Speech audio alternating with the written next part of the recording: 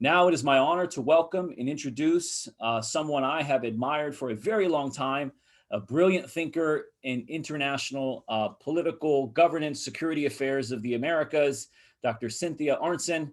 Dr. Arnson is director of the Wilson Center's Latin America program, where she's served for more than 20 years. She's an expert on Latin American politics, political economy, international relations, including US policy in the Western Hemisphere. In fact, I had the opportunity to serve with her earlier this year, testifying before the House Foreign Affairs Committee on Venezuela. And so a brilliant thinker. And so I'm really excited to have her join us and lead this discussion with a brilliant group of panelists. So Dr. Arnson, welcome. The floor is yours. Brian, thank you so much for that generous introduction. And thank you all for joining us for this exceptional panel. The title of it is The Impact of COVID on Stability, on security in the Americas. But I think we could equally talk about stability, given the turmoil that we are currently seeing in Colombia, the extraordinary election this past weekend in Chile for a new constituent assembly, and the ongoing ravages of COVID-19 in the region, an area that has been the hardest hit of any other region in the world, both in economic terms and in terms of the number of deaths. This obviously will have political consequences that we're already seeing in places like Colombia. The access to vaccines has not been what it needs to be. And I think it's an opportunity for the US government to really step up its assistance to the region in meeting this terrible, ravaging challenge of the pandemic. We have three really extraordinary speakers joining us, and they will speak in the following order. John Otis, who's joining us from Bogotá, Colombia, Lucía Dammert from Santiago, Chile, and Oliver Stuenkel from Brazil. I believe you're in Rio, or in Sao Paulo. You'll have to, okay, and I'll introduce them briefly. Most of the names you probably know and have read their articles. They're all extraordinarily accomplished professionals in their various professions. John Otis is a journalist. He covers South America for National Public Radio, for the Wall Street Journal. He's the author of an extraordinary book, Law of the Jungle, about the rescue of the hostages that were held by the FARC. And he served as South America bureau chief for the Houston Chronicle before joining NPR and the Wall Street Journal. Next, we'll hear from Lucía Dammert, who is a professor of international relations at the University of Santiago de Chile.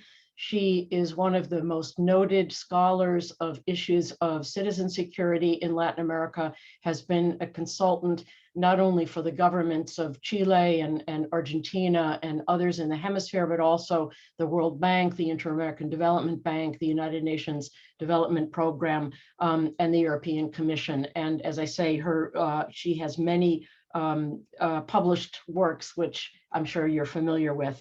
And then last, but certainly not least, is Oliver Stuenkel, who is an associate professor of international relations at the Getulio Vargas Foundation in Sao Paulo. Thank you, in Sao Paulo, not in Rio. The foundation is actually one of the most distinguished institutions of higher learning in Brazil. Oliver also coordinates the graduate program at the Getulio Vargas's School of International Relations. He is a regular columnist for El País in Spain, as well as for America's Quarterly, and has written widely for the New York Times, the Financial Times, on politics in the region, especially politics in Brazil, as well as the rise of China and other subjects in Latin American politics. So John, we will start with you. We'll have opening comments from each of the speakers, followed by a discussion, and we welcome the questions from those who are joining us. So John, please go ahead, tell us what's happening in Colombia these days, what you've seen. I understand you were in Cali as well. So please give us a sense of what things look like and what the implications are for the country, for governance and security going forward. Yeah, sure. And first of all, thanks a lot, Cindy, for the introduction. Thanks to Brian for FIU for the invitation. And yeah, the front pages of Colombia right now, there's a lot of roadblocks and destruction and mayhem, and it kind of seems sometimes a little bit like the bad old days in the late 1990s when Colombia was on a pretty permanent war footing. And a lot of this social explosion that we're seeing here right now, these protests are now starting their fourth consecutive week. They're very closely related to this COVID-19 pandemic. Colombia's got quite a weak public health system, especially out in rural areas. Hospitals and clinics, if they exist, they're pretty run down. They don't have a lot of ICU units here. And so the Colombian government took the pandemic very seriously. They figured, maybe the best way to go about handling the situation, given the public health situation, was through quarantines and economic lockdowns. And Colombia actually had one of the longest economic lockdowns in all of Latin America. And as a result of that, poverty has really shot up. It's gone up about 10 percentage points, which is a real tragedy because Colombia's, like a lot of Latin American countries, have made a lot of recent progress in bringing that figure down into the 20s. Now, in the middle of this pandemic last month, in the middle of this third wave that was hitting Colombia, President Iván Duque decided for some reason it would be a great time to announce a big tax increase, a tax reform law. He wanted to raise $6 billion in new taxes. And, of course, the government needs the money. It's been spending a lot more money on social programs, on food handouts to poor people who might have starved during these economic lockdowns. And so they did very much need the money, but most governments in the region have realized, they have to go with deficit spending for now. It's an emergency. I did this the other day, I Googled, I typed in the words tax increase and pandemic into Google, and about the only country that came up was Colombia. And so it really, it was really very bad timing. Colombia really sticks out as an outlier in this regard.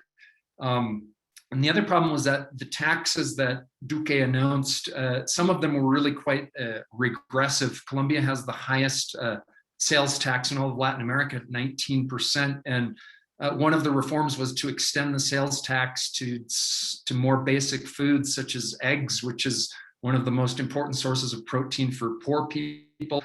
They also wanted to raise gasoline taxes, raise highway tolls. They were going to put more taxes on retirees and people with pensions. And they did all of this without doing a very good job at communications. I mean, normally when a government does something like this, you want to try to show some belt tightening within the government itself to not just say, we're going to stick it to you taxpayers, we in government are going to tighten the belt. One unfortunate thing is that the defense minister announced plans to buy F-16 jets just before they announced this tax increase. So, you can have a nice debate about whether F-16s are really necessary here, but let's not have that debate in the middle of a pandemic emergency. This tax increase was such a controversial and bad idea that President Duque's own party just kind of fled from the president. He's a lame duck. He's going into his last year in office. And so there's a lot of political posturing here and positioning for the 2022 presidential election. And so Duque was kind of hung out to dry, left out on a limb.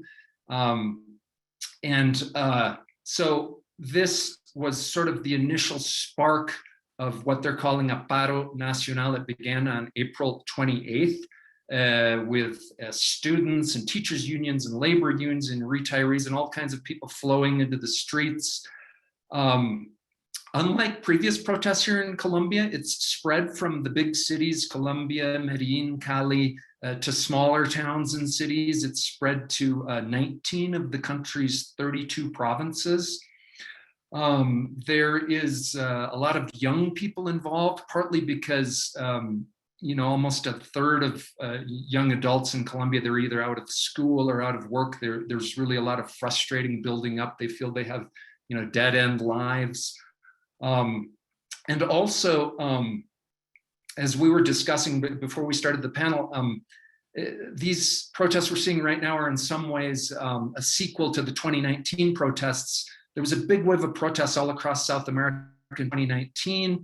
And these protests, at least here in Colombia, got short-circuited because of the pandemic without anything ever being resolved. At least in Chile, for example, as Cindy mentioned at the top, they're going through this extraordinary constitutional reform process, and that has served to somewhat alleviate frustrations. People feel that things are at least starting to change. There's been no kind of resolution like that in Colombia. Also, people here are angry about the Duque government's its lack of support for a historic 2016 peace process that demobilized the FARC guerrilla movement. A lot of social leaders and environmentalists have been killed out in the countryside. So there's just a lot of different frustrations pent up that we're seeing kind of being released out on the street. But another thing that's really spurring these protests is police violence. In the very first days of these protests, late April, the first days of May, the police really started cracking down. There were a number of deaths, hundreds of injuries. A bunch of people just sort of disappeared, and we couldn't really tell what had happened to them. And this police violence spurred more protests. Part of the problem with the Colombian police is that for decades, it's really been on a war footing. The Colombian Police Department is part of the defense ministry. In most countries, it's under the Interior Ministry. But Colombia's police, its main mandate for many years has been to fight, guys like Pablo Escobar, ultra-violent drug traffickers, very violent Marxist rebel movements. So they've remained under the defense ministry. Their uniforms are olive green like the army. A lot of times it's hard to tell these guys apart from regular soldiers. And the mentality within the defense ministry is, the guys on the other side of are your enemy. And right now, one of the big challenges in Colombia is crowd control. And you can't really go after, legitimate social protesters, as if they're the FARC or as if they're narcos. There has been some police intelligence showing that there has been some infiltration by these criminal groups, but I have to stress that just the overwhelming driving force behind these social protests in Colombia are legitimate grievances. And so we don't another communications problem with the Duque government here is from the very beginning, they've sort of stressed the criminal element. And in all protests that linger on for a while, it's, a lot of times there's some looting, there's some burning, there's vandals who take advantage, as we saw in the United States during the Black Lives Matters protests that broke out all across the United States. But that, you don't want to use that to delegitimize an entire social movement. These protests here are quite popular. A recent poll showed that about 70% of Colombians support these protests. President Duque would kill for those numbers. President Duque's approval rating is in the 30s. So he's not doing so well. I was in Cali last week, as Cindy mentioned. Cali has been one of the epicenters of the protest and some of the violence.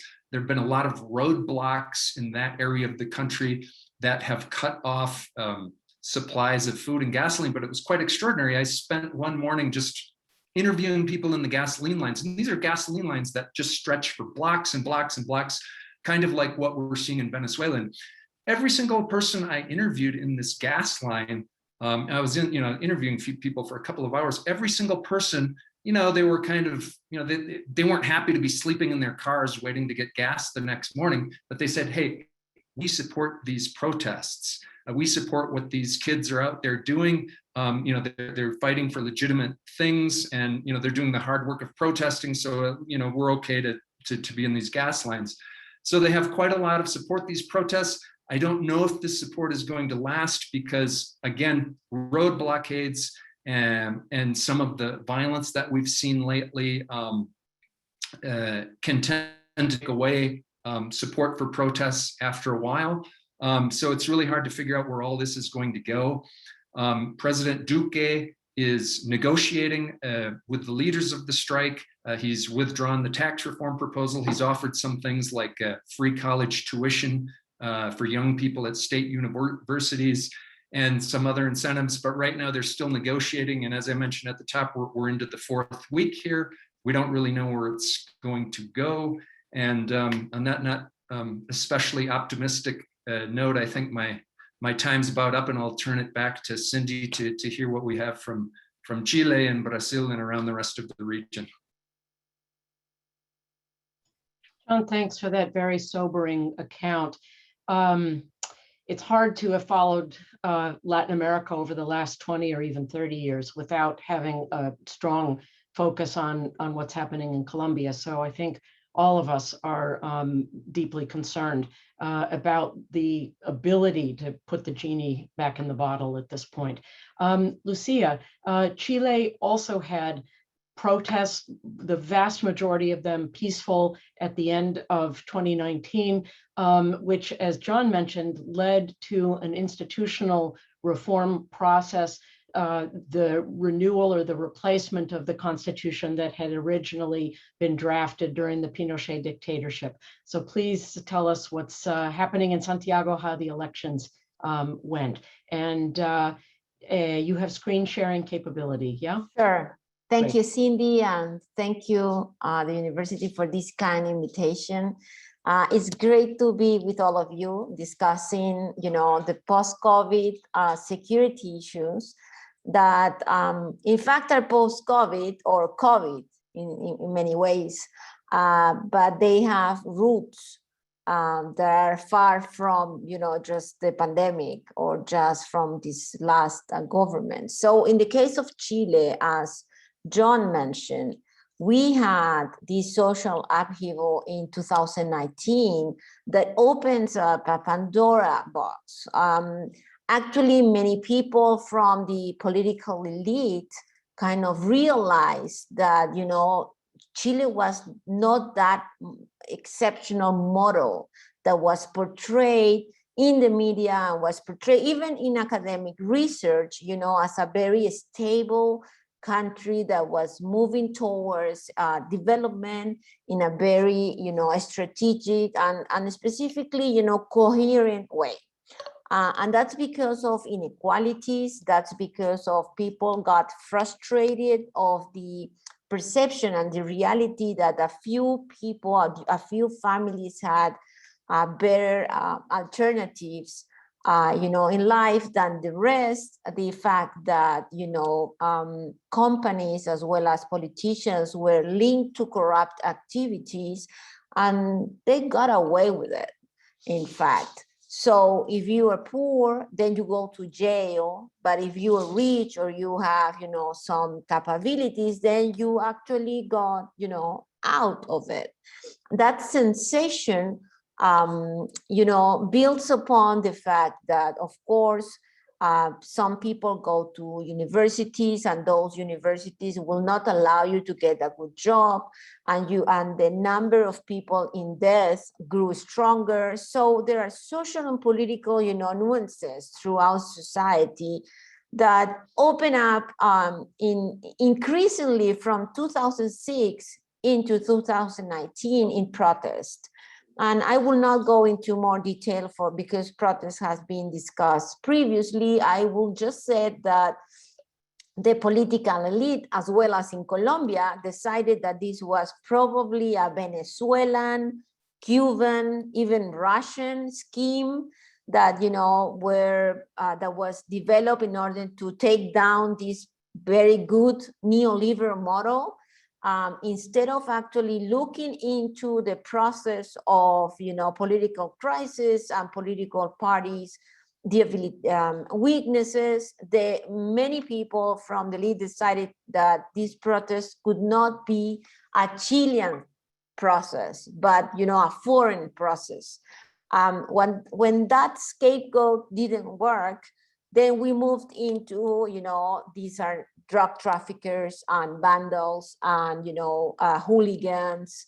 The fact is that after the protests in 2019, we have 6,000 human rights violations being in the justice system.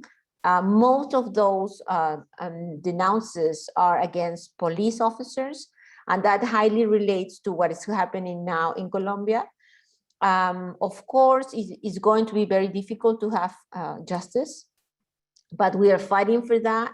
But when this whole process started, to get really heated, we decided the political answer was the constitutional change. And for that, I just want to move towards showing you what happened last week, because we have an election. And in that election, for the new constitutional assembly that will write the new constitution of Chile, something completely out of the character in Chile happened. This is the right-wing political parties went together in one group, and they want to have more than 30% of representation, because that will allow them to have some type of veto for more left-wing proposals, more specifically those that will open a broader state capacity and other issues. Well, the fact is that for the right wing, this election was really awful. They just got 37 places from 155 places in the whole convention, which will not allow them to have a veto capacity. And that's huge, because from 1990, when democracy come back to Chile, they have always been around 30 to 40% of the votes. And then, they have always been a group power that could, enhance their policies and enhance their ideas. The traditional left wing went even worse. This is we only have one person from the Radical Party, one person from, 3 people from the Democracia Cristiana, very strong, powerful political parties went almost missing. And then we have the Communist Party, then we have the left-wing parties that got stronger, that they went into the convention with more representation, along with independents, most of them being from the left-wing area too. So that completely explosion of the traditional political party scheme in Chile is what we are now. And that has allowed for a lot of crises in the last 48 hours, because we have now to start thinking about the presidential election that will happen in November. And that crisis moves along with a process of economic crisis, in a process of a very weak government. President Piñera, although we have been vaccinated more than 9 million people already, he has around 9% of trust from citizens. And there is a very tense calm in Chile. And we are thinking, and many people are, predicting that as soon as lockdown went down, as soon as we have no more curfew at night, perhaps protests will come back. So although we have this political, quote unquote, solution, now we are in a very, weak spot, because political parties were not able to, continue with the political solution. And in fact, they actually imploded. And that, for security issues, is a very feeble and weak scenario. So although, you know, we have this political solution, still in terms of the short term and the medium terms, Chile will continue to be in turmoil. Thank you. Thank you, Lucía. Also very, very sobering. A country that one would think had done everything right by channeling the protest movement into a very deep process of institutional reform is still, as Lucía was saying, in turmoil. Oliver, let's turn to Brazil. Not currently in turmoil like Colombia and Chile, but still an epicenter of the COVID pandemic and the refusal of the government, of the national government, to take the pandemic seriously has really threatened the rest of the region by the spread of this particular strain. You know, as people were traveling to Brazil during the summer months in the Southern Hemisphere, et cetera. So please tell us what things look like from the perspective of Sao Paulo.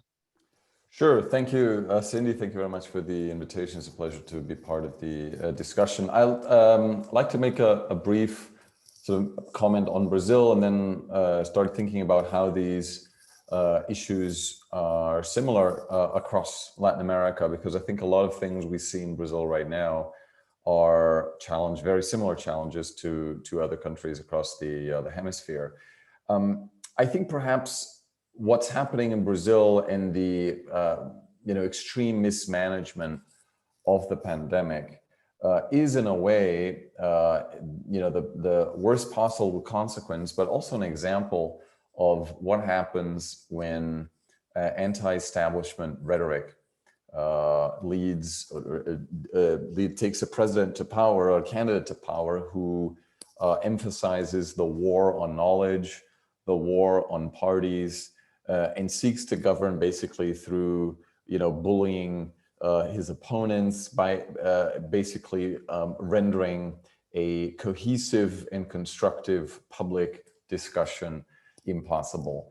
And for those who, have lived in Brazil before, I think, or prior to the pandemic, this is particularly painful to see how what's happening in Brazil, because I would say perhaps the two things that most, looking at public policy and create pride in Brazil's population is perhaps in addition to its diplomacy, its health policy, right? Tremendous progress that has been achieved over the past decades, the largest free public health system, and a lot of capacity to vaccinate people very quickly. Brazil has actually dealt with public health emergencies very well in the past and has played, along with several other developing countries, a leading role in the fight against the HIV/AIDS pandemic. A lot of health experts, highly respected people. And then when this pandemic hits, it's in the worst possible moment because the government has instilled not only a war on sort of elites and knowledge, but also sort of this idea of questioning science, where a lot of voters were just uncomfortable listening to health experts articulating recommendations, where this was all about, conspiracy theory, where basically all the knowledge that Brazil had accumulated ended up being to very little effect. And I think Brazil in that sense is a warning to the dangers that populist sort of anti-science rhetoric can produce in a country that I think under normal circumstances would have not only been able to react better to protect its own population, but to actually play a regional leadership role. One of the things, and this is the first of my four sort of regional points, is the region hasn't been able to cooperate properly in the face of this pandemic. And there was so much that could have been done vis-a-vis, negotiating the acquisition of vaccines. 650 million people in Latin America. The only region that sort of got together and said, let's think about doing this together, were a group of Caribbean countries. But, if you compare the sort of international campaign launched by India when the pandemic hit over the past weeks, and then you look at Latin America, you've had, numbers which were, and I'm not trying to minimize the situation in India, of course, but you had numbers which were terrible for months in Latin America, and there was not a single leader who was capable of articulating a clear, cohesive strategy for the international community to aid Latin America. But in addition, I think governments could have, coordinated border closures, could have created a regional commission of ministers of health, of foreign ministers to actually think about this strategically. None of this has actually happened. And it makes total sense. Why would the Minister of Health of Chile or Colombia cooperate with the Minister of Health of Brazil, who's basically a denialist and who's unwilling to actually share hard data about doing these things? So I think from a regional point of view, it's entirely unclear, just coming back to Brazil, to what extent Bolsonaro will have to pay politically for what he's been doing, because he was sort of lucky enough to govern basically without an opposition for the past 2 years. This is now changing. His approval ratings are declining. There is, for the first time, an opposition leader capable of sort of cutting through the thicket of daily, scandal that's being produced by Bolsonaro to drown out a real debate. There's a congressional inquiry. So I think there's clearly pushback. And the democratic institutions are showing some resilience to what the government has been doing over the past year. Now, the other regional points that just very briefly like to make is that Latin America as a whole has experienced a year of massive upheaval prior to the pandemic. Chile, Ecuador, Bolivia, Nicaragua, Honduras, Colombia. I mean, all the problems that have accumulated prior to the pandemic only got worse. It's the region that has been worst hit by the pandemic. It's the worst economic crisis in more than a century, with poverty rates now higher than they were more than a decade ago. And I think what we're seeing in Colombia to some extent could be a harbinger of what may actually occur in other countries around the region, given that I think political elites and structures have struggled so much to address and respond to citizen demands. Hearing Lucía, I think she says a lot of uncertainty, etc. But I still think Chile is sort of a case study that other regions should look at as a very constructive way of dealing with these things. The other issue I think, which is particularly related to security, is very concerning from a Brazilian perspective, but I think the same applies to Colombia and perhaps other countries, is that the long-term closure of schools has devastating consequences, not only for inequality and for economic growth, but also for security, because a lot of these kids, which are not in school, and many of them will not return, are much more vulnerable to recruitment from cartels, from organized crime. So my biggest fear when I look at the security implications of the pandemic in Latin America is that it has reversed a lot of the progress in the fight against organized crime, which is assuring that young people go to school, because if they don't, they have much worse job perspectives and are thus much more vulnerable to being recruited. And I think we're seeing some of that in northern Brazil, also some of that in Central America.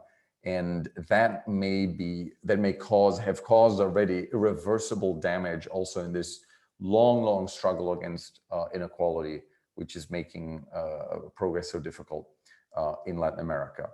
So I'll stop here, and Cindy, back to you. Thank you. Wow, very sobering. I'm gonna, oops, am I still muted? No, there we go. Thank you all for these really insightful presentations, which I think, lay out a lot of issues. And I'd like to, because this is a security conference, go back to a common theme that has come out, which has to do with the role of the security forces in containing social protest. And there have been, terrible recent episodes of police violence in Rio, longstanding problems in Brazil of violence against poor communities and impunity by the police, and even collaboration between the police and organized crime and gangs. For both John, Lucía, and Oliver, You've touched on the role of the police in using violence to respond to the demonstrations. Lucía, you mentioned the sense that there would be very few prosecutions. I was wondering if you could all three reflect on what this moment implies for a broader process of reform of the police, which is a process that's been ongoing in Latin America, as Lucía certainly knows, for decades. John, for you, whether this will perhaps lead finally to the separation of the National Police from the Ministry of Defense, with a much more, much greater focus on civilian law enforcement as opposed to fighting drugs or fighting guerrillas. And also, Oliver, you know, what progress, if any, has been made in Brazil in curbing the kinds of excessive violence that have become fairly routine. So let's talk about the security forces. Lucía, I'm going to start with you. Sure. Thank you, Cindy, for that.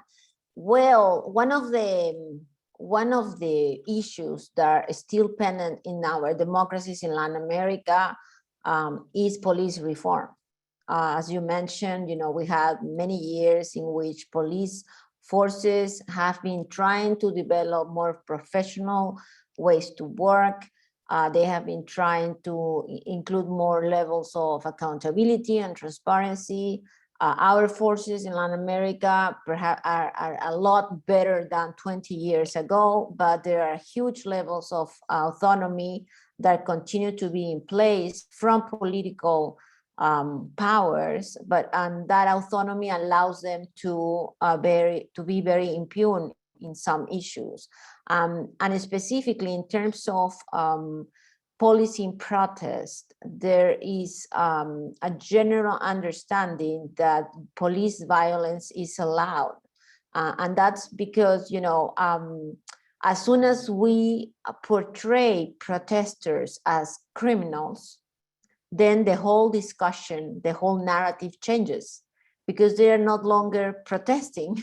They are criminals doing something that it's criminal, and then the police can actually, you know, use their force. And that's one of the narratives that you can see throughout Latin America, specifically in Chile, perhaps 2019, but also before. There is a general perception that the police is not actually able to use their actually force against those criminals in many political discussions. And the main issue for me is that police forces in these very weak democracies and these very critical moments in which political parties and the political realm is so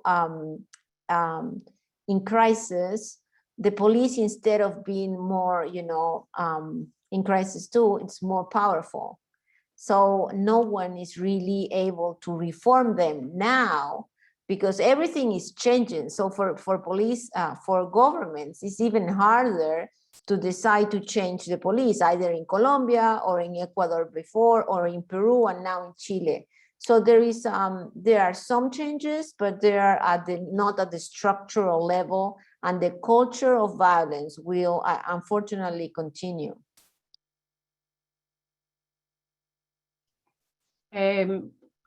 John, why don't you go next, followed by Oliver? Okay. Yeah, we actually just we're just publishing a police story in the Wall Street Journal that should be out probably later today on the website.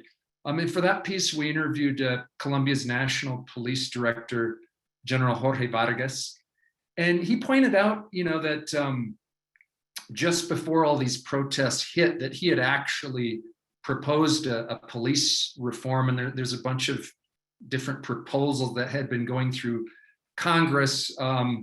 But, you know, he was talking about changing the color of the uniforms from green to blue, more human rights training, better pay for officers. But, you know, General Vargas he cut his teeth on fighting against the guerrillas and the narcos back in the day. And he very strongly wanted to keep the police department under the Ministry of Defense, because he said that way, you know, people who really know about national security will be overseeing the police, and it won't kind of be in the hands of all these corrupt politicians. And so he kind of ruled out moving the police from the Defense Ministry to the Interior Ministry. And you know, a problem there is oversight and control, because if it remains under the Defense Ministry, officers who kill protesters or commit human rights abuses, almost all of them are tried under the military justice system, which is not seen as particularly independent and goes pretty easy on its own people. Now, all this being said, we also have to keep in mind that, you know, the threats today in Colombia, it's not just, you know, the police's role today, it's not just a crowd control. There still are narcos out there. There still are many very dangerous criminal groups. There, you know, FARC guerrillas, a number of them have rearmed. They're not the big existential threat against the survival of the state as they used to be, but they can cause a lot of damage. So the Colombian, and they, you know, they're active in towns and cities where the police are supposed to provide control. So the police, you know, just they have so many different duties to do. So it's, you know, there's also a huge unit of anti-narcotics police here that for years have received a lot of U.S. funding, you know, and they're involved in, you know, fumigating drug crops. So the police has to do a million things here. And so, you know, doing some kind of reform is really quite challenging, because they just have to multitask all over the place.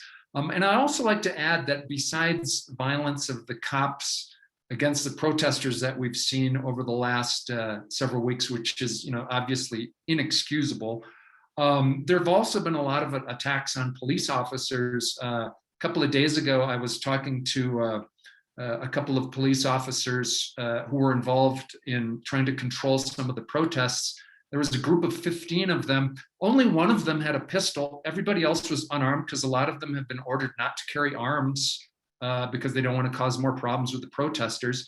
But because of earlier police violence, the protesters they were kind of coming up against were so angry that they started to attack these 15 unarmed police officers. Again, 15 cops, one pistol, 3 anti-riot shields. That's all they had. They took refuge in a tiny little one-room police station. A crowd of about 600 protesters kind of collapsed on this little police station, started banging the bulletproof glass on the windows. They opened up a hole and tossed a Molotov cocktail inside. It hit one of the officers, started him on fire. It started the whole place on fire. And they all had to kind of escape with their hands up to this big mob of protesters who set upon them with, you know, baseball bats and bottles and started kicking them. You know, miraculously they managed to escape. But you know, there's kind of this criminal element, very violent element that's starting to take place in some of these protests against the police. So, and this just kind of has a snowball effect. It just generates more conflict between mostly peaceful protesters and the police. Oliver, how about you? Well, I think a lot of the things that we've heard just from Lucía and John are very similar in Brazil. I think there's a regional problem. And again, I think it'd be quite interesting to promote a broader regional discussion, not only across Latin America, but across basically all of the Americas, right? Which, you know, there's a lot of patterns where I think discussing these things more broadly as a region could help. I'd just like to add 2 things here. The first is that in Brazil, the issue of civilian control over police forces is an ongoing process. And, you know, our Constitution of 1988 places military police under the governors. But, you know, we've had mutinies, police mutinies over the past 2 years. The president is seeking to politicize the police forces. I'm actually, if you ask me, what's my you know, nightmare scenario for next year in Brazil is that we have a type of January 6th scenario, what we've seen in Washington, with the only difference that you have police forces which are on the side of the protesters who, in the United States stormed the Capitol, and then in Brazil may storm Congress or another institution. So the issue of civilian oversight remains a massive challenge, and I think that the role of the police during the dictatorship is not something that has been sufficiently discussed. So we haven't had this transition, this sort of, to draw a line and say, what do we want our police forces to look like in a democratic Brazil? That hasn't really happened. And the second issue is public demand for these issues. We have a president who won by saying that the major difficulty in fighting crime is the human rights mafia, and that police need to be able to engage in more direct confrontations. There's brief outrage. We've had a massacre in Rio, I think 10 days ago, where 25 people died, and very little transparency. A lot of human rights NGOs pointing out that there've been massive violations going on, a lot of people not involved in crime. But I can't see right now this rage being large enough, similar to the United States, where there's actually a push towards meaningful reform. I still feel that this is seen as an elite issue, and you don't really win an election by promising police reform right now, unfortunately, in Brazil. So I don't think that'll change in the short term. Thanks, Oliver. I want to turn to a number of the questions in the chat, but I have one more for you, because I think it's on the minds of a lot of people, and it's certainly an important part of the discourse of governments, as pretty much all of you have indicated, which is how governments are supposed to fight the criminal violence that is part of the protest. Doesn't necessarily characterize, in fact, in most cases does not characterize the majority of the protest movement, the peaceful nature of it.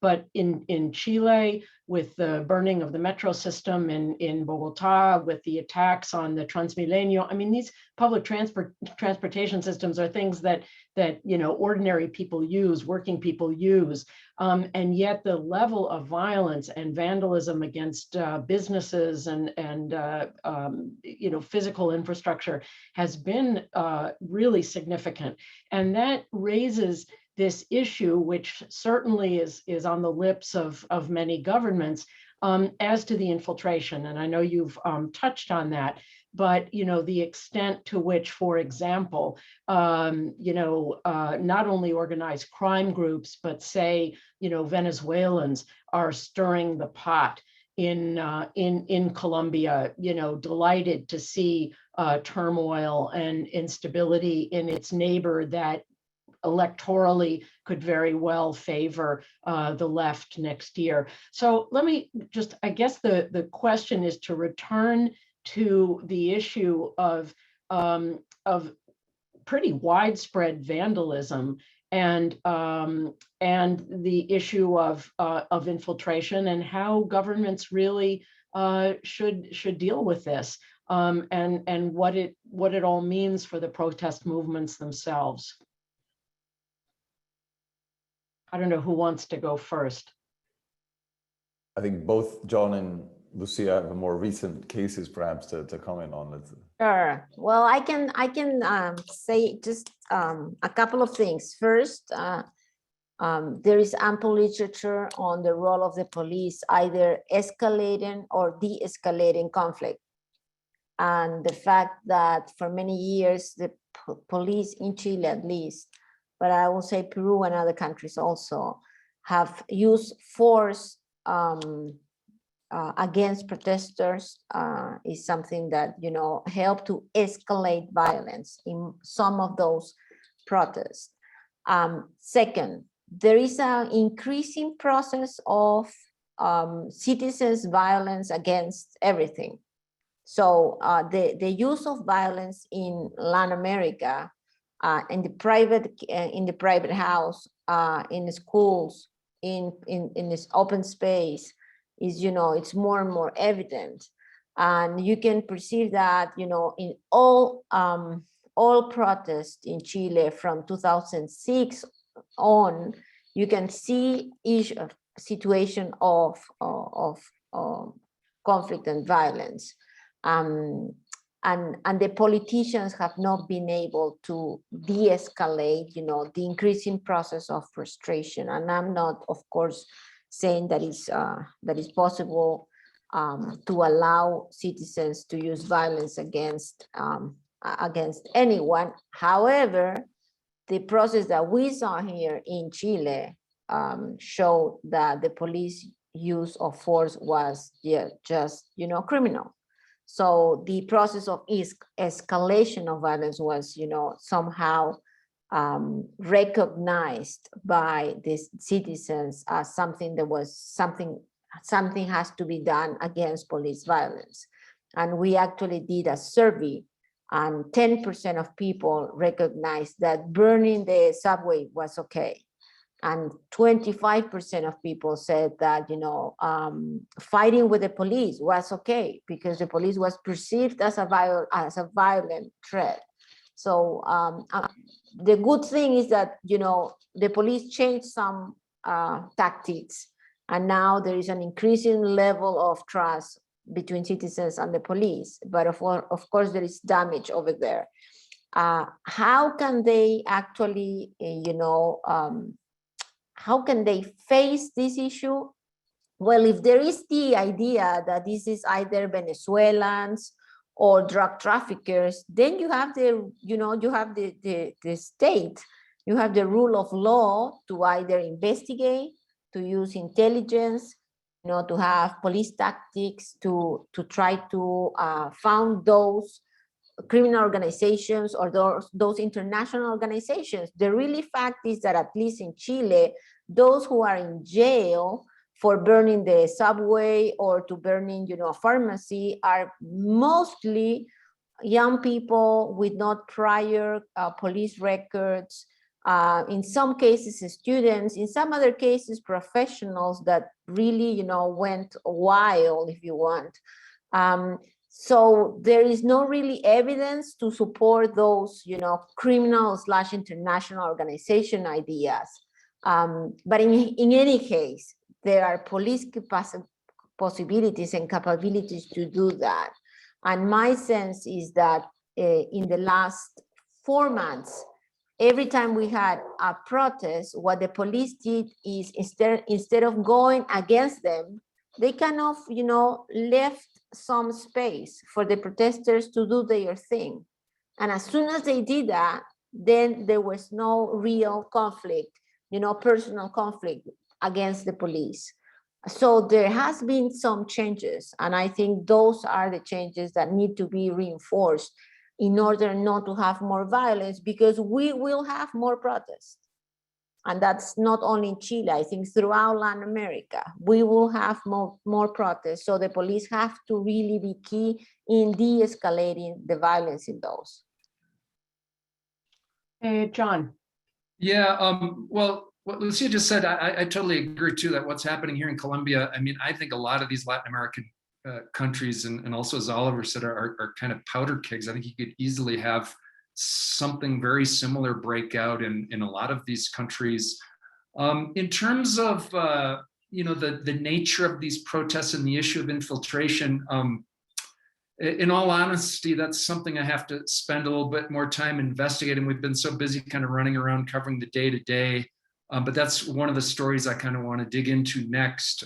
When we were with Colombia's national police director, he said, you know, yes, there is organized crime involved. We do have intelligence on that. What I've seen so far is sort of phone intercepts and WhatsApp messages and things like that that are kind of hard to interpret. Have to spend a little more time on that. The interesting thing, though, I think also is that, you know, a lot of these criminal groups in Colombia are drug trafficking groups. And for the most part, drug trafficking groups prefer calm.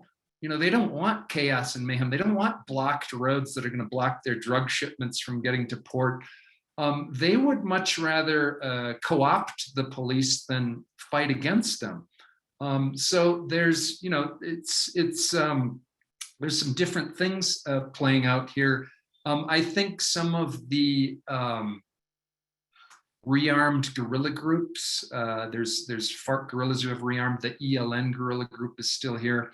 I think some of these groups are very happy to see kind of chaos take hold in Colombia. And, as Colombian authorities say, there is some evidence of these groups sort of promoting violence and chaos and paying people to go in and do a rampage against city hall buildings, attorney general's office, burn up, criminal records and things like that, which has been going on.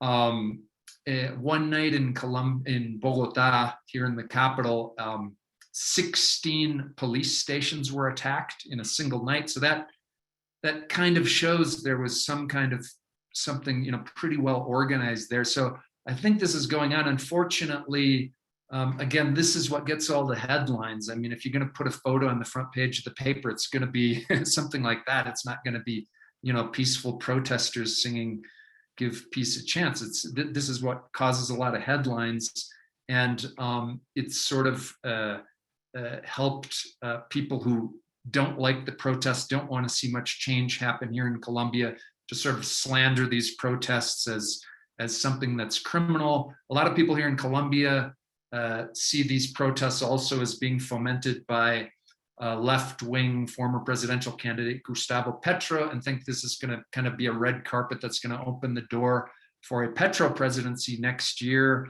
And there's a lot of Colombians who are really afraid of that because Gustavo Petro was a former M19 guerrilla member. But he's made the transition to peace. He's been a peaceful politician ever since. And it would be quite a change here in Colombia to have a left-wing government take over. They've never had one. But many Colombians really fear that, because for most Colombians, the idea of guerrillas just means kidnapping and extortion and mayhem.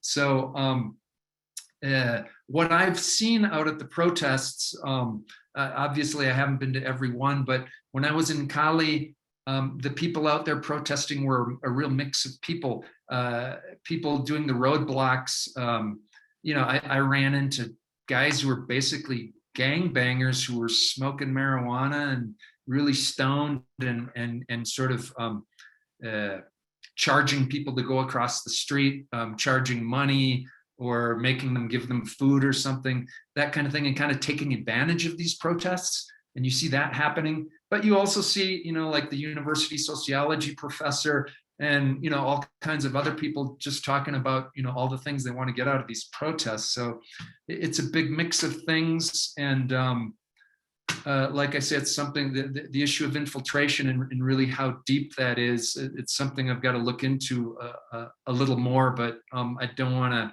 again, I think we have to be real careful not to slander, legitimate social protest and concerns. Great. I'd like to pick up on some of the questions from the chat, which has to do getting away from sort of police violence and protest and whatever. During COVID-19, the Chinese have been very active. To a lesser extent, the Russians with the Sputnik vaccine. The United States has also been present, but perhaps in a less visible way. How do you see the involvement of let's call them extra hemispheric powers, Russia, China, affecting the security environment in Latin America and in the Caribbean in response specifically to COVID? Oliver, let's take you first.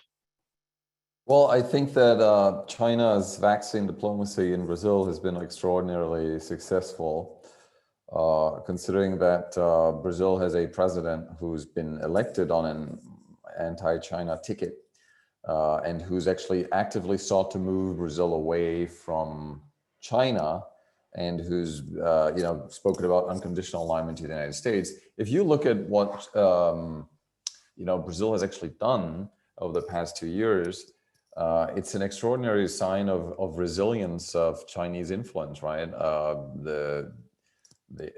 And I think, of course, the vaccine diplomacy has helped. About 85% of all vaccines administered in Brazil are CoronaVac, whereas the number of US vaccines or other vaccines, European vaccines, is very small.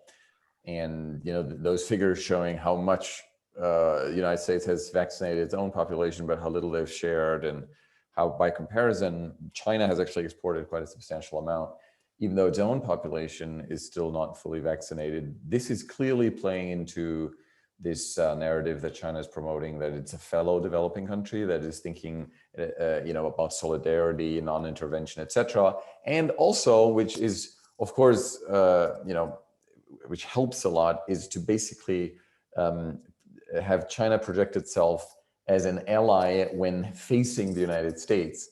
And so just like Vietnam or Japan would want to have the United States close when facing China, China is embracing this very sort of non-interventionist language, which always seeks to mark this contrast to US foreign policy makers who come to Latin America and say, be careful of the Chinese, this and that, and Huawei and 5G, etc. Which is, I think, a language which generates a lot of mistrust and suspicion here in the region. So I would say it's really quite amazing that despite the skepticism in Brazil, amongst Brazilians vis-a-vis the Chinese vaccine, and conspiracy theories about that this is actually a Chinese biochemical warfare, etc., etc., the take-up of the vaccine has been amazing because people have another choice, and people are very thankful, and sort of, I think, Chinese diplomacy in that sense has used that moment very well to consolidate its influence in a fairly difficult context of the Bolsonaro government. Thanks. Lucía, China has also been very active in Chile, obviously the #1 trading partner of the country, but also providing significant numbers of vaccines. So if you could comment a little on China, but also Russia, if that's a factor. Yeah, well, two things. First, China has a long-term relationship with a couple of very important universities in Chile, one of them being Universidad Católica, and they have been developing research and development in terms of vaccine technology. So it's not like, we are getting the vaccines without any previous linkages. In fact, the government just announced that a place to process new vaccines with China will be built here in Chile. So as soon as, the whole vaccination debate started, the president of that university, who is very well respected here, went on public and said, this Sinovac vaccine is our vaccine. And I'm going to put the Sinovac, and of course, the president got inoculated with that vaccine. I also, so it's being perceived as a Chinese vaccine, of course, and of course, Chile has shown strength in order to have, a very massive possibility to have vaccines for everyone. But the Chinese is Chinese diplomacy, but in a long term, I'll say, in a different perception to other countries. In any case, we also have AstraZeneca, I think now Moderna and Pfizer, but those are, very much limited. And I think that Chile is also part of COVAX, and we're going to get some COVAX, some vaccines from COVAX, which is this, multilateral program. But of course, I think, China has been very diligent and has been very smart using this, this power in order to get more alliances within, not only with the government, but, with universities and other institutions. As far as Russia is concerned, I don't think we have Sputnik 5 or Sputnik B. My sense is that is pretty much in Argentina. I'm not really sure either if we can actually use it, it's not being accepted already.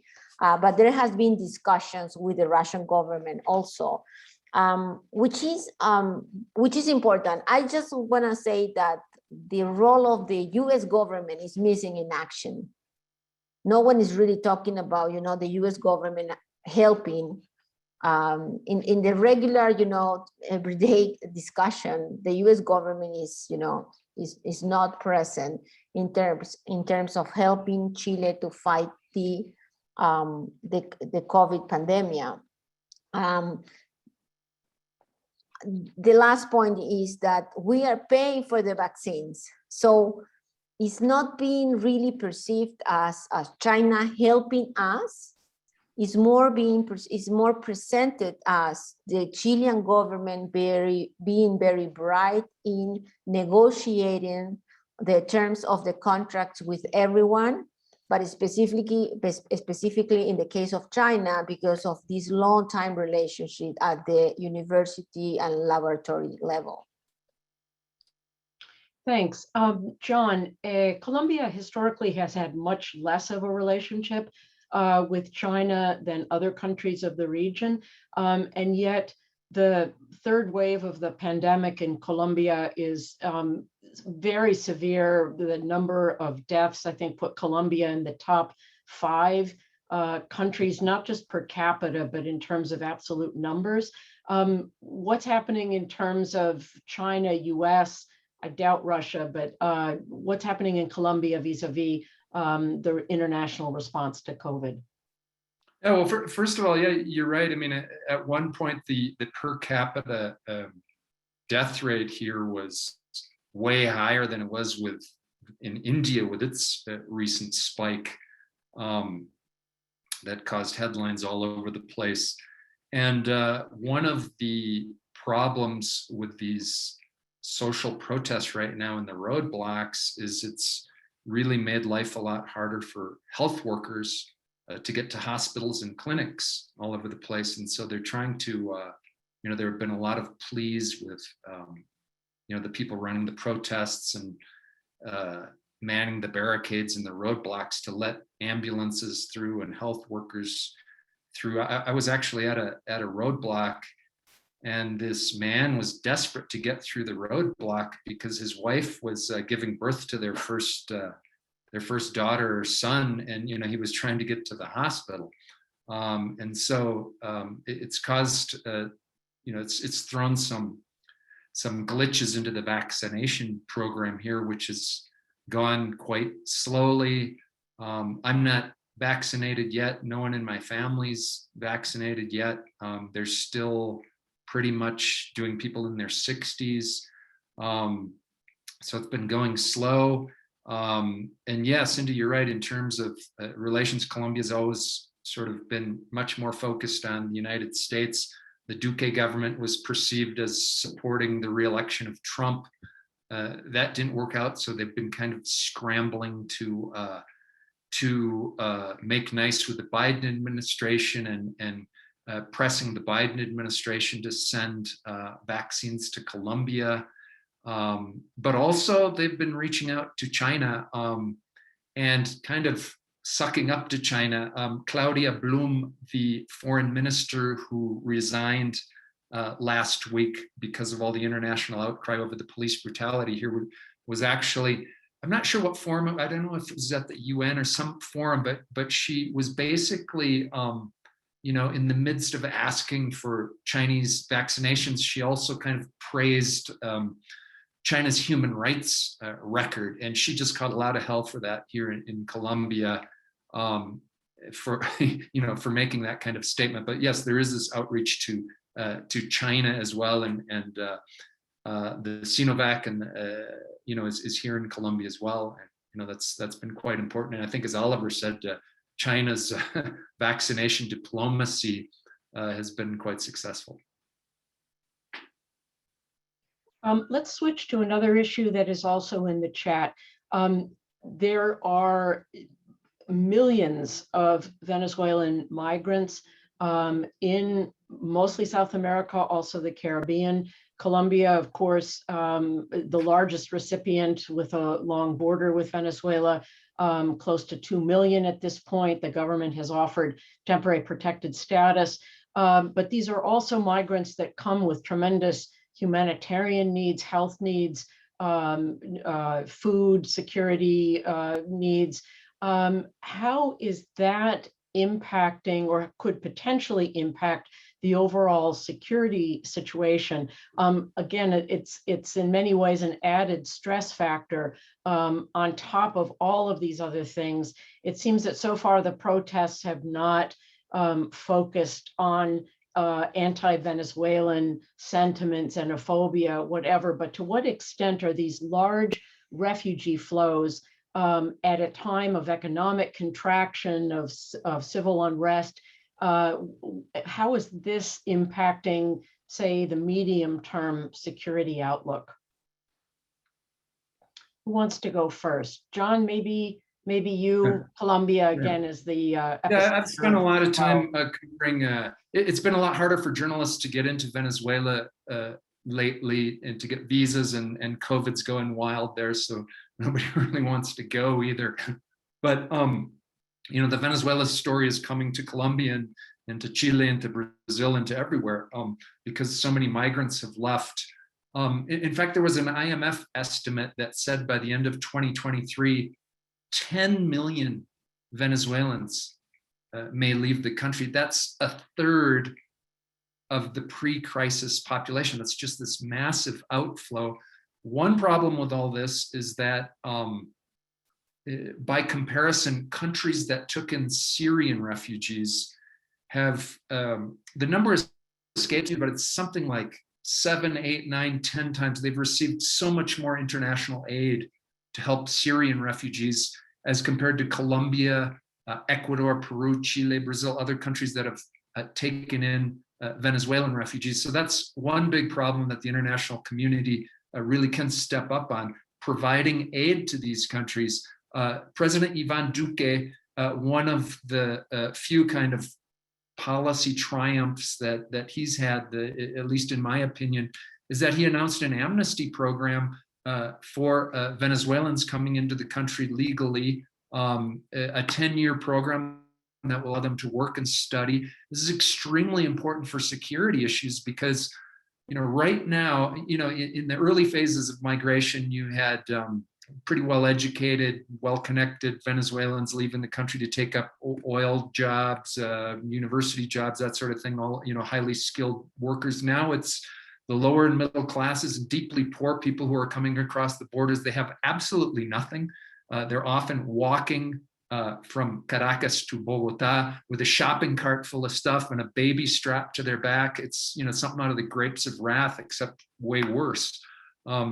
And some of these Venezuelans are being recruited into Colombian guerrilla groups and narco trafficking organizations.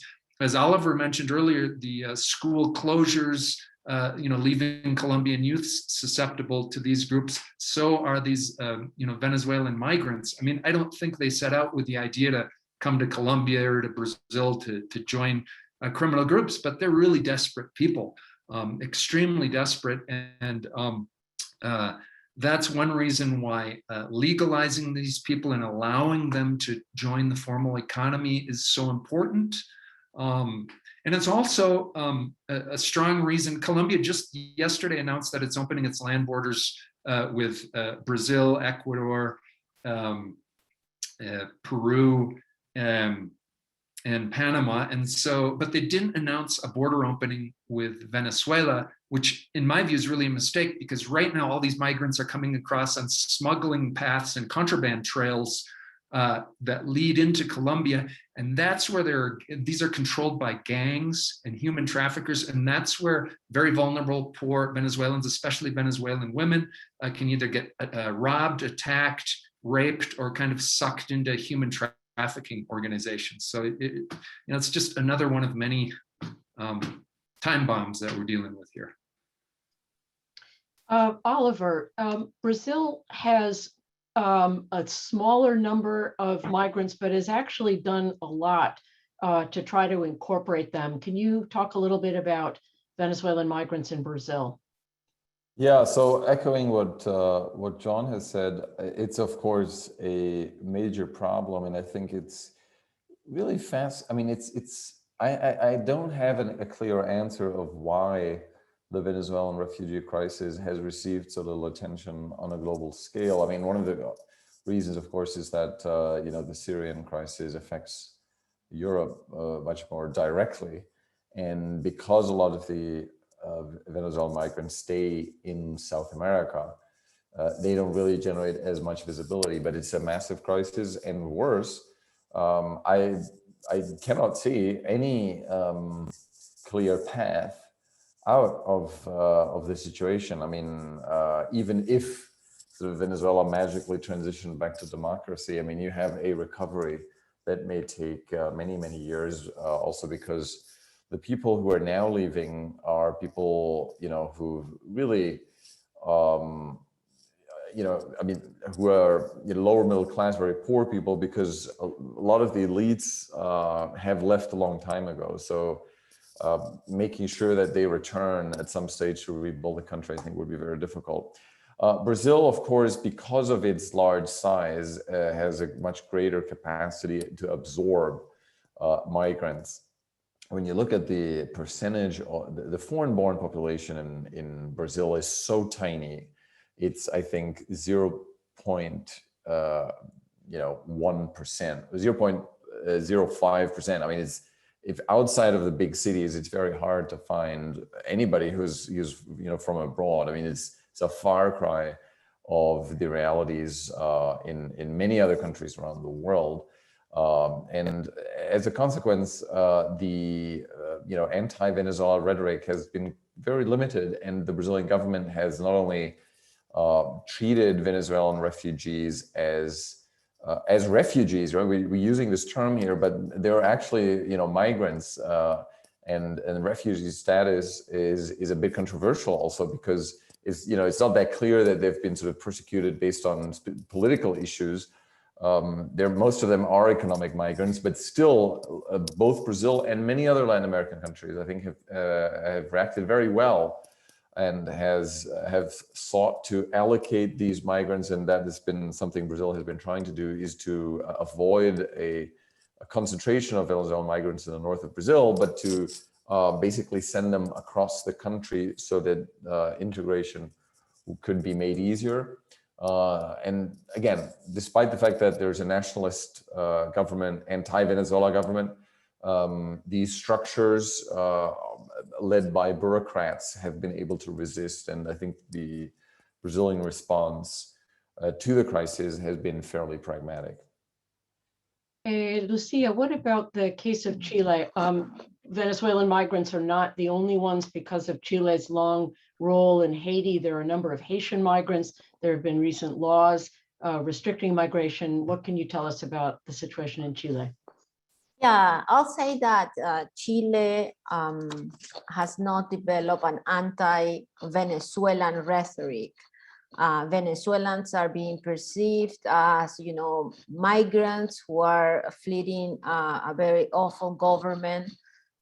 They are actually taking most of the very unstable, poor jobs, you know, related to Airbnb, Uber, and all those type of, you know, of jobs. The general perception is that they are very fragile, but they are good workers. However, there is an increasing concern of the government and citizens that because of the economic crisis that post-COVID will enhance in Chile, migration in general has to be tackled. So, you know, we have anti-migrant narrative that is going strong, not because of Venezuelans specifically, but mostly because of, you know, the perception that migrants will get the jobs that Chileans now will need in order to, you know, to move forward from COVID-19 consequences. So That's the general, that's the general discussion. That will hit Venezuelans, of course, because Venezuelans will not be able to get the visas they got before, and all the better treatment that they got before, because of the President Piñera opened a special window for Venezuelans. But of course, in general, migration, when migration is being, stopped, then organized crime arises. As John said, now you can see some, human trafficking and migrant trafficking, not only with Venezuelans, but more specifically with Colombians, and people from the Dominican Republic. And so those are cases that are more, more precise here in terms of the narrative, anti-migrant narrative, because there is a more direct symbolic link between Colombians and, perhaps criminal organizations, and perhaps, drug trafficking. So the whole narrative that those group of migrants will bring drug trafficking and organized crime and sicarios and stuff like that is, going stronger here. Great. Okay. Gosh, this is such a sobering discussion. I think we've touched on a number in pretty much all of the questions that are in the chat, having to do with the police, having to do with organized crime, with the role of external actors such as Russia and China. So I'd like in the remaining minutes for each of you to look ahead as to what you see as the political future of your country. Chile and Colombia are among the countries that have presidential elections later this year. Brazil, if I'm not mistaken, next year, Oliver.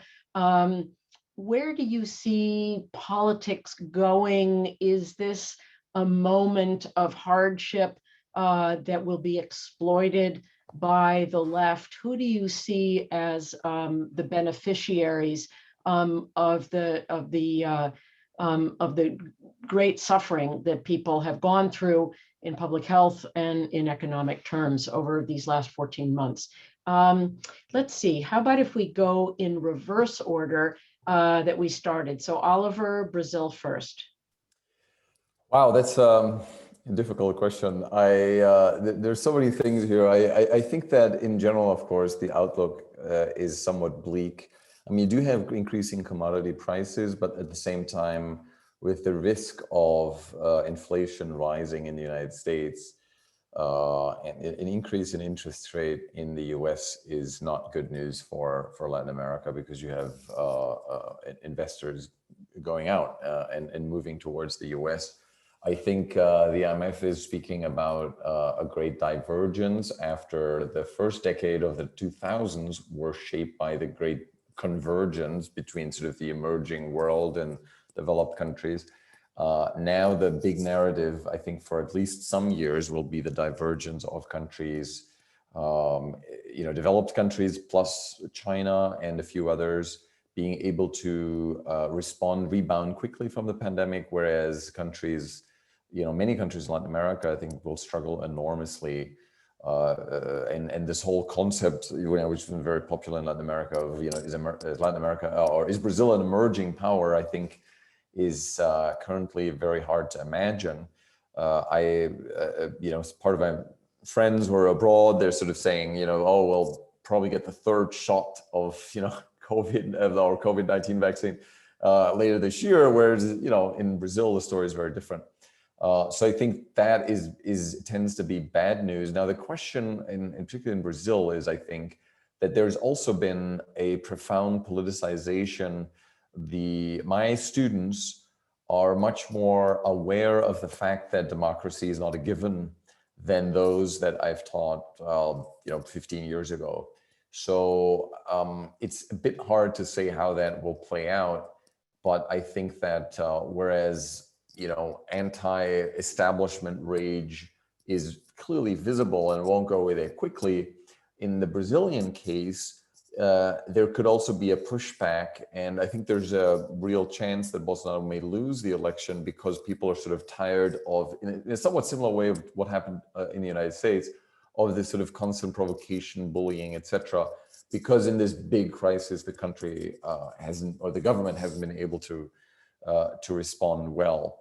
I do think, however, and that's my last point, that center-right parties will continue to benefit from, at least in Brazil, a rise of evangelical groups that are politically very, very influential, and cultural wars continue to be very attractive. And I cannot see right now, this is still out in the open to me, it's one of the key questions, to what extent the Workers' Party, Lula, for example, can woo back the very religious voters. And interestingly enough, I was just part of a meeting yesterday where we discussed to what extent the narrative promoted by Senator Warnock in Georgia, who is religious, and he was able to mobilize the left, could be reproduced in Latin America, because I think that's one of the key questions which will define a lot of what will happen in Brazilian politics in the next years, and for the election also. Great, which will take place in October. Thanks. We have 2 minutes. I'm not sure if they'll cut us off. Lucía, 1 minute. John, 1 minute. Sure. And then we'll say goodbye and thank you. Go ahead. Sure. The political arena here is going to be very liquid. I just shared that what Oliver said. Chileans are now more politicized than ever. There is a political discussion happening everywhere, every day. And the main issue they're discussing is how to change the neoliberal economic model. That will bring polarization, that could also bring populism, but in fact, it will bring a crisis of the traditional political parties. So although it's very difficult to see what is going to happen in the next 6 or 7 months, I'm pretty sure that these 3 different elements will play a role in who the next president will be. Thanks. And John, looking into the political 8 ball, you have to unmute.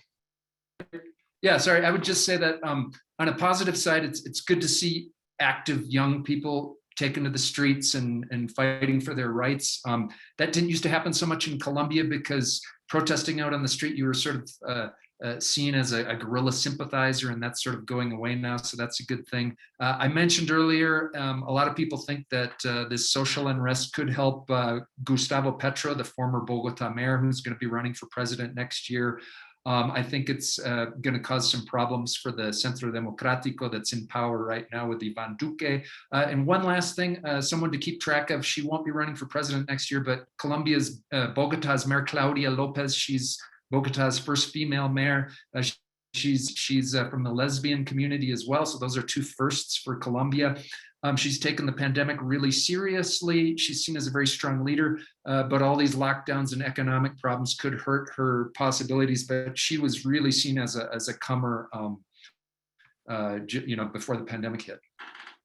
Great. I'm going to turn things back to Brian, but I want to thank all of you for these extraordinarily insightful presentations covering a lot of ground. Thank you very much for sharing your knowledge and insights with all of us. Brian, back to you. Thanks so much, Cindy. Grateful to you and of course our speakers for such a brilliant panel, parsing a really, really difficult and pervasive issue that we know is going to continue to impact the region for years to come. And so I think you did an incredible job at kind of walking us through that. And so really grateful for the support and the enlightening conversation this morning. For those that joined us after we kicked off this morning, I want to reiterate and apologize, of course, for the important schedule change to today. Many of you were expecting Dr. Anthony Fauci to join us right now, but unfortunately he was called into a White House meeting this morning. So we had to move his panel from 11 a.m. to 3:30 p.m. today. That's Miami time. Again, he is going to join us today, but he was summoned to the White House, and we had to move that panel from 11 to 3:30 p.m. So our next panel will take place at 1 p.m. Miami time, and in our next panel, I have the honor, privilege to sit down or Zoom with the current Deputy Assistant Secretary of Defense, Dan Erickson, and talk about Pentagon's view on security and defense in the region. And we'll cover a large, swath of issues that that the Pentagon sees as vital to its security and foreign policy in the region. That session will take place from 1 to 2 p.m. And again, after that, we'll hear from Dr. Anthony Fauci and the Southcom Command Surgeon General, Colonel Susan Moran, at 3 p.m. today. So with that, we conclude our first panel of day 4. Again, thank you, Cindy, Lucía, Oliver, John, for an exceptionally enlightening panel, and appreciate all of your insights. And to those joining us on Zoom and webcast, thanks for tuning in this morning. We'll see you at 1 p.m. in our next session. Thank you.